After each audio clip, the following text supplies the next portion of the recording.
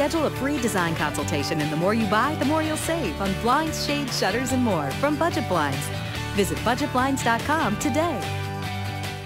And Moses joins us on desk for a first look at sports, and Bobcats join us once again as well after a tough road swing. Sluggish is probably the word they would use around the dressing room to describe their play last weekend.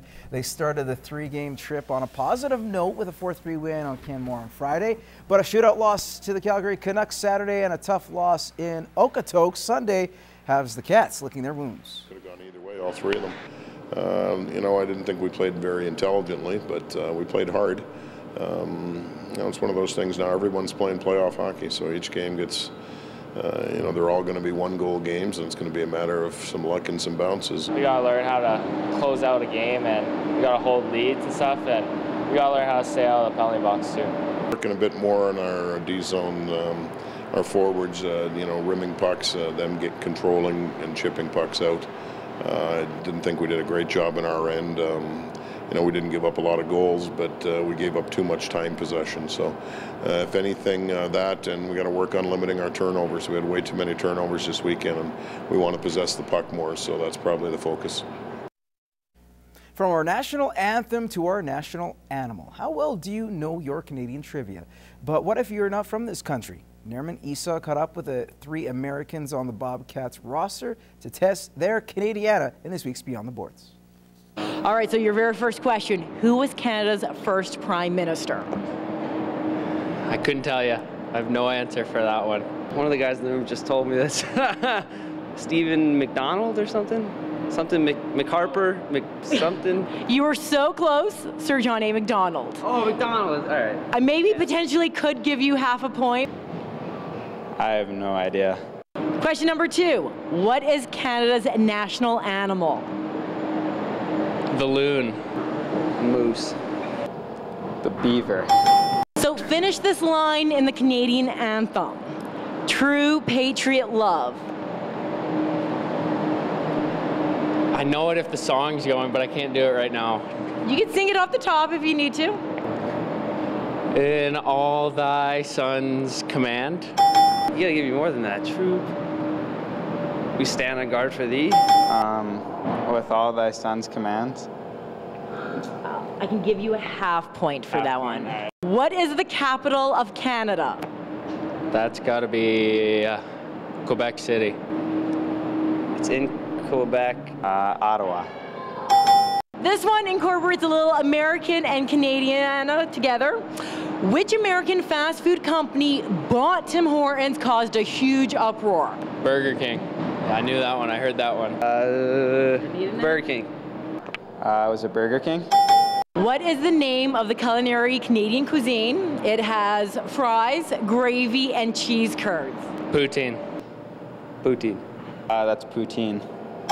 So I'm going to show you some photos. You got to name these famous Canadian celebrities. First one. No idea. I don't even know. No idea. I have no idea. I'm not sure. Celine Dion, does the name sound familiar? Dion, yep. All right, that makes sense now. Stephen Harper. And Is it? And do you know who's Stephen Harper? He's the Prime Minister. Is that Stephen Harper? Not a clue. Obviously Wayne Gretzky right there. I'm gonna have to say Wayne Gretzky. Oh, that's Wayne Gretzky. That's an easy one. This one's a tough one. No idea. Some government official. Anne Murray.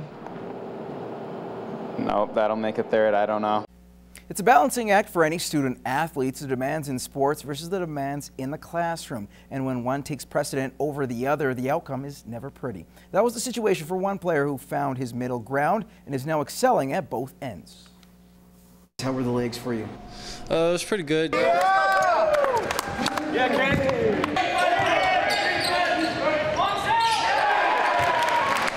Just getting back to my old self, nothing too hard. It seems nothing is hard for KJ McGrew, on the court that is. He brings a lot of energy.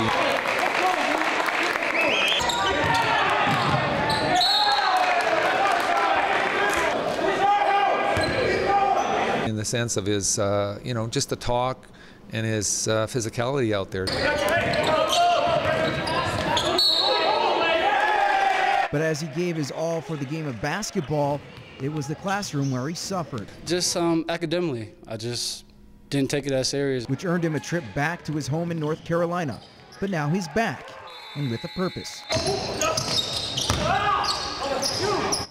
Exceeding on the court and off it, thanks to some encouragement. My parents, always good leadership. They always stay behind me, proud of me of anything I do, regardless. If I mess up, they always have my back. So as long as they're in my corner, then I'm good. KJ now applies the same principles he learned from the basketball court to his education, taking on all challenges. Shook it off and kept playing through. That's a great story. Move on to hockey now. The Lloydminster Bandits are heating up at just the right time this season, grabbing wins in 7 of their last 10 games. In all, securing at least 5th place in the standings. The team finally has their players buying into what they call Bandits hockey. Aaron Bordato reports. After grabbing wins in 3 games and 3 nights this weekend, the Bandits were able to give themselves some much-needed breathing room in the standings.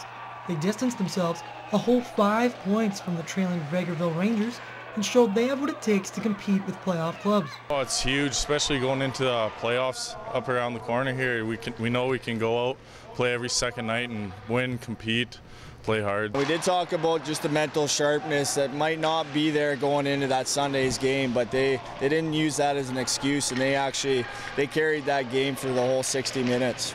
Head coach Adam Andrews says the change in play can be credited to a couple of key factors: compete level, effort, hard work, all a part of a little thing they like to call Bandits hockey. Everyone's got it burned into their mind now, play like a bandit, which means, hard-nosed, cocky hockey. It's just going out every night, putting your heart out there, and trying to win no matter what happens. If we go down a goal in the 3rd period or whatever, just making sure we strive for the next one. After stumbling out of the gate to start the season, the team is beginning to find their form. And with only 7 games to go on the schedule, these Bandits feel they're getting hot at the perfect time. Everyone wants to try and script it that way, but sometimes it works out that way at the end of the season, sometimes it doesn't, and hopefully this continues, and that's what we want to happen going into postseason. Aaron Bordato, Newcap Sports. And that's all the time we have in sports. We'll have more Newcap news and weather for you after the break.